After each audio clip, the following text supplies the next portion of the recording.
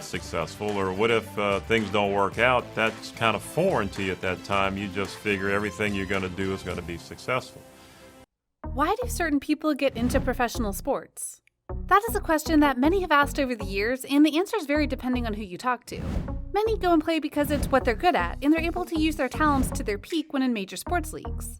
Others do it because they want to be like some of their idols from sports. And some do it because they know if they're able to make it to the big leagues, they can get some serious money. But do you know the story of the man who struck it rich without having the spotlight shined upon him? Allow us to show you the richest NBA player nobody knows about. Be sure to like the video and subscribe to the channel. Number 8, the player who is richer than most. To continue to play the way they're playing. Working on free, he's got just a little more height than he is bothering Lloyd's shot just a bit. Meet Junior Bridgeman. Bridgeman was drafted 8th overall in the 1975 NBA draft by the Los Angeles Lakers. He was then immediately traded to the Milwaukee Bucks. Bridgeman had 2 stints with the Bucks and 1 stint with the Los Angeles Clippers. He first played with the Bucks from 1975 to 1984. He then played for the Clippers from 1984 to 1986. He would end his career with the Bucks from 1986 to 1987. Bridgeman played 711 games for the Bucks, which still stands today for the most in franchise history. His number 2 he wore for the Bucks is retired. And for all the right reasons, obviously. Now, usually this would be where his story would end. He had a good-sized career in the NBA, played over 10 seasons, more than most ever dreamed to try and do, and he was honored for his time in the league. But he wasn't exactly a star player now, was he? So how did this guy go from a basic member of the NBA to the richest NBA player you have never heard of before now? Simple. He was smart with his money. Number 7, business learning. I said, well, what kind of business? And I had no clue, and some probably ridiculous answer like, I want to get involved in businesses. When you look at the NBA today, you can see that even the most basic or bench player status of talent in the NBA can make millions of dollars over the course of a year or more. But in Junior Bridgeman's time, he didn't have that luxury. His biggest paycheck from the league was $350,000, which obviously is a lot of money even by today's standards, but he knew that he couldn't go and just rely on that money and the other money he got from the league to satisfy his post-career life. He knew he needed more. This is where his divergence from other NBA players came into effect. Because while most NBA players would party or just work on their NBA skills, Bridgeman decided that business was what he had to learn. He worked hard to go and learn how businesses grow, expand, make more money, and so on. And then, he started to do some investing. Now, hearing that someone did some wise investing isn't that much of an odd thing to hear. Many NBA players are known for their wise investing moves, including Shaq, who invested in Google at one point and made serious bank off of it. But remember, this was the 70s and 80s. And so he needed to think about what was the best thing to invest in without much help. So thus he chose number 6, Wendy's.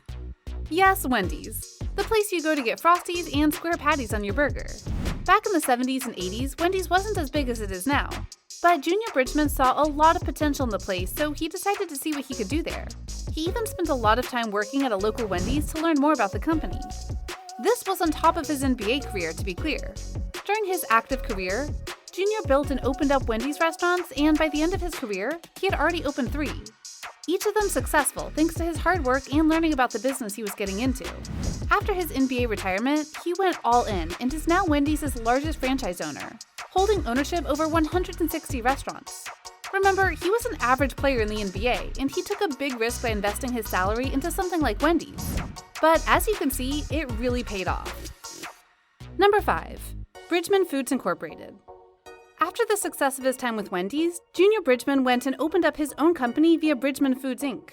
On top of that, Bridgeman did not only focus on the Wendy's franchise, but invested in many others as well, mainly Chili's. On top of all the Wendy's restaurants he owns, he also owns an additional 120 Chili's restaurants across the United States. He has become a very wealthy man due to his smart investments. And to be clear, it's not cheap to own and operate a restaurant. In today's money, it takes over $1 million to own a single Wendy's store. Which further goes to show just how much Bridgeman was able to build up Wendy's to where it was worth that much. And Chili's is no slouch either, as they're a big name brand in the food industry as well. Number 4, being the coach. And I am, I guess, the president, CEO, I'm not really into titles, but of Heartland Coca-Cola Bottling Company. The other thing that very much worked in Junior Bridgeman's favor as he tried to build up his franchises was that he treated everyone with respect and ran the kitchens and stores like a basketball coach. He made sure to emphasize that everyone should work as a team, and that together they could make everything work out for the better. He even noted that in his earlier days, when he realized that business was going to be where his life was headed, that he went and talked with various NBA owners in order to see how they ran things and got advice on how to operate large-scale businesses and manage those under him. These may seem like basic things, but he had no way of knowing how things would go given that business was something he chose to be in, not study for. And he took those lessons and did whatever he could in order to make sure he was the best boss that he could be, so that his restaurants could do well. Number 3. Always looking ahead. Always in the back of our mind, what am I going to do when I stop playing or can't play this game anymore? So As of 2017, his annual revenue for the Wendy's and chili stores that he had were bringing in revenue of over $530 million. To be clear, that's not what he made, that's what his stores made. But he was clearly making millions off of them. And that's huge. But he knows not to be stagnant, as that can get people into trouble.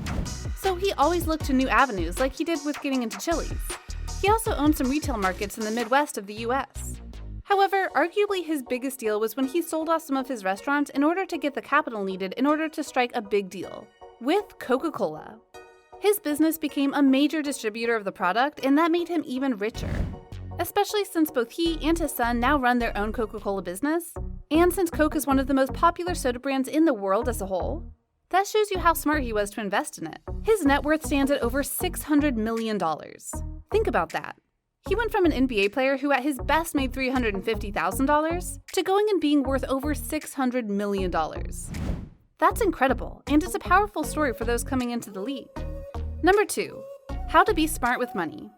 Because when you think about major sports leagues, a very sad trend that happens in the NBA and beyond is that while many players make a lot of money during their time in the arena they're in, it eventually runs out. Usually because they're not smart with their money and blow it on things that they always wanted to get. They blow through their money and then for one reason or another, they're out of the league and money isn't as easy to come by. Junior Bridgeman is one of the few who saw this eventuality and started to plan in order to make sure he and his family wouldn't be caught in the crossfire of potentially being broke. He worked hard, invested well, and made bank. And that's a tale that everyone should know. Number 1, why isn't his story told more often? in some department, because that's what you were conditioned to do. It wasn't until... That is a good question, and the main reason might be because it's not a sports-related story. Think about it. Shaq, MJ, LeBron, and more who've made profit from businesses owe most of their success to their NBA fame and the money they got from it. Those stories benefit the NBA. Junior's honestly didn't because he got money from the NBA, yes, but it wasn't as much as those stars did. And he wasn't a star in the NBA, so all of his success was very much due to his hard work. But some still know the story of Junior Bridgeman, and thus, if it's spread around, more people will know, and that'll help the next generation realize just how smart it can be to invest in the right businesses, and work hard to not just rely on your earnings from a job that'll eventually end. So what do you think? What do you think of this look at Junior Bridgeman and how he went from just another NBA player to one of the richest NBA players in history, and doing it without his basketball revenue being added to the mix? Can you believe that he was able to achieve that rank without being a major star like Michael Jordan or LeBron James? Do you think his story should be told more to inspire younger players and help them not go broke?